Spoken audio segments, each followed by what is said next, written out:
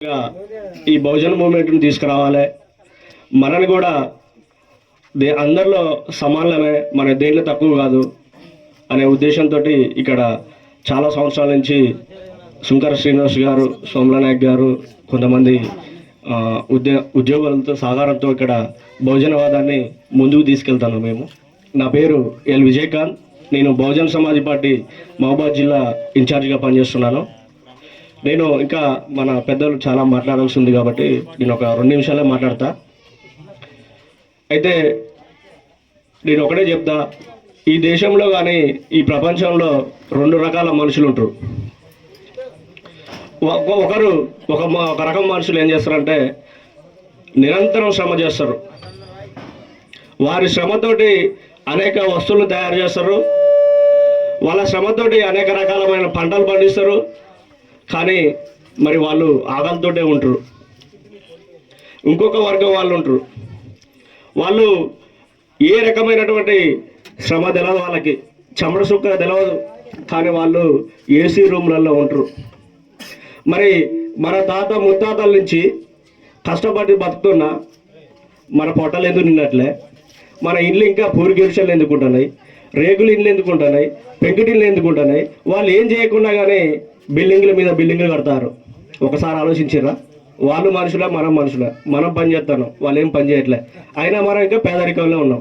దీని అంతటి కారణము ఏంటిదని మన మహాపురుషులు సూచించారు. ఒకరు మహాత్మా జ్యోతిబాపులే గారు, మరొకరు డాక్టర్ బాబాసాహెబ్ అంబేద్కర్ గారు. మహాత్మా జ్యోతిబాపులే గారు ఏమంటారంటే, విద్య లేక వివేకం లేదు, వివేకం లేక నీతి లేదు, నీతి లేక పురోగతి లేదు, పురోగతి లేక విత్తం లేదు, విత్తం లేక మా బహుజనులు అధోగతి పాలవుతున్నారు. ఇన్ని అనాథాలకు మూలము మా ప్రజలు చదువుకోకపోవడమే, మా ప్రజలు నిరక్షరాస్యులుగా ఉండడమని మహాత్మా జ్యోతిబాపులే గారు చెప్పడం జరిగింది. మరొకరు doctor Babasaheb Ambedkar, political power is the master key అన్నాడు. రాజ్యాధికారమే అన్ని సమస్యల పరిష్కారం అన్నాడు అని మన డాక్టర్ బాబాసాహెబ్ అంబేద్కర్ గారు చెప్పడం జరిగింది.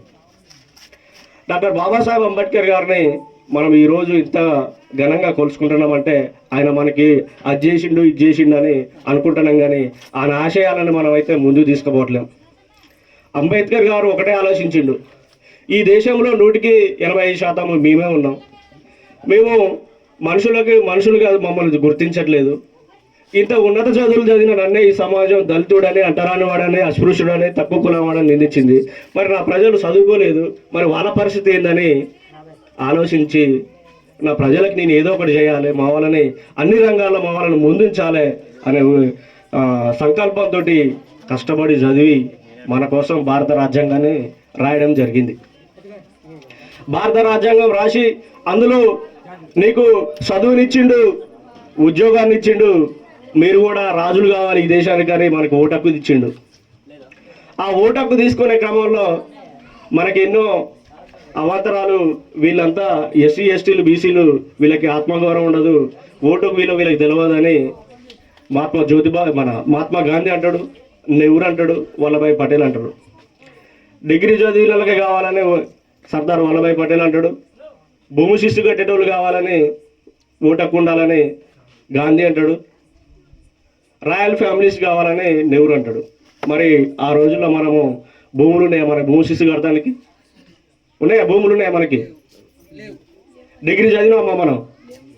మనం చదువుకుంటే మన శివుల్లో సీసం పోసేటోళ్ళు, అవునా కదా? మనం ఏదన్నా చేస్తే వేదాలు విన్నా కానీ నాలుకలు కోసేటోళ్ళు. కానీ ఈ దేశంలో మనిషి అయి పుట్టిన ప్రతి ఒక్కరికి కుల మత లింగ భేదం లేకుండా ఓటకు తీసుకురావడం జరిగింది. ఆ ఓటకు తీసుకొచ్చిన క్రమంలో ఒక మాట అంటాడు, ఈ దేశంలో ఎస్సీ ఎస్టీ బీసీలు 100% ఉన్నారు. వీళ్ళందరూ ఎవరు ఆచార సంప్రదాయాలు వాళ్ళు పాటించండి, ఎవరు కట్టుబాట్లు వాళ్ళే, ఎవరి పెళ్ళిళ్ళు వాళ్ళే, ఎవరి సాగులు వాళ్ళే, కానీ రాజకీయంగా ఒకటి కాండి, మీ ఓటు మీరు వేసుకోండి, మీరు ఈ దేశానికి పాలకులు అవుతారని 1932లో మనకి ఓటు హక్కు తీసుకునే క్రమంలో చెప్పడం జరిగింది. అయినా ఇప్పటికి 80 సంవత్సరాలు దాటుతున్నా కానీ ఇంకా ఓటు హక్కుని సారా సీసాకి, బిర్యానీ ప్యాకెట్లకి, మన పిల్లగాళ్ళు అయితే వాలీబాల్ నెట్లు, క్రికెట్ కిట్లు, ఆడవాళ్ళు అయితే చీరలు, జాకెట్లు, బొట్టు పిల్లలు ఇస్తే వాళ్ళకి ఓట్లు వేస్తున్నాం. నీ ఓటు ద్వారా నువ్వు వేసి ఈ దేశానికి ఈ సంపద మీద కూర్చోమని డాక్టర్ బాబాసాహెబ్ అంబేద్కర్ చెప్తే మనం ఇంకా కాంగ్రెస్ పార్టీకి ఓట్లు ఎత్తున్నాం, బీజేపీ పార్టీకి ఓట్లు ఎత్తున్నాం, బీఆర్ఎస్కి ఎత్తాను. అసలు అంబేద్కర్ ఈరోజు ఇంత పెద్ద గ్రాండ్ చేసినాం, అంబేద్కర్ పార్టీ ఏందని ఎప్పుడైనా ఆలోచించారా? అంబేద్కర్ సిద్ధాంతాల మీద నిర్మించినటువంటి పార్టీ, అంబేద్కర్ పుట్టినరోజు సందర్భంగా ఏర్పాటు చేసినటువంటి party Bahujan Samaj party. Bahujan Samaj party అంటే ఎక్కువ జనాభా ఎవరైతే ఉంటారో వాళ్ళకి సంబంధించిన పార్టీ. ఈ కాంగ్రెస్ పార్టీ బ్రాహ్మణుల పార్టీ. ఈ రాష్ట్రానికి వచ్చినట్టయితే రెడ్లే ఉంటుంది, ఇక్కడ రేవంత్ రెడ్డి ఉంటాడు, వేరే వాళ్ళు ఎవరు ఉండరు.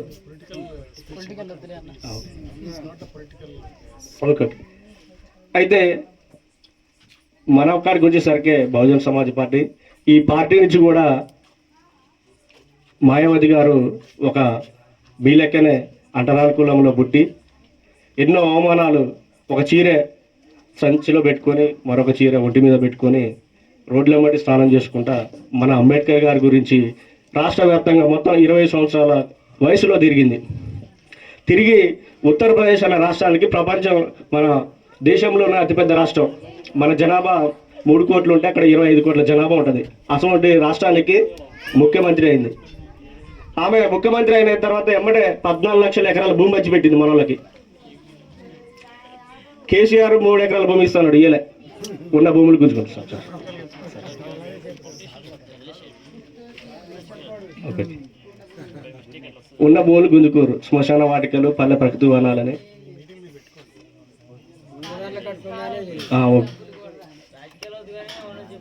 ఓకే ఓకే చేసారు.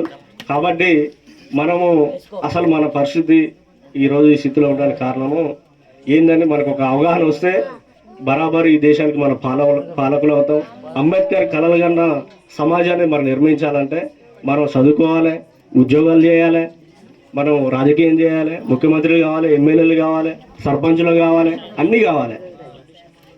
వడ్డించేటోడు మనోడైతే ఎక్కడ కూర్చున్నా మనకు వస్తాయి కాబట్టి, మన ముఖ్యమంత్రులు కావాలి కాబట్టి మన బతుకులు ఇట్టున్నాయి. కాబట్టి మీరందరూ అంబేద్కర్ గారు ఇచ్చినటువంటి ఓటుని ఉపయోగించుకొని మన ఓటు మనం వేసుకుందాం, మనం పాలకులు అవుదామని తెలియజేస్తూ ఈ అవకాశం ఇచ్చి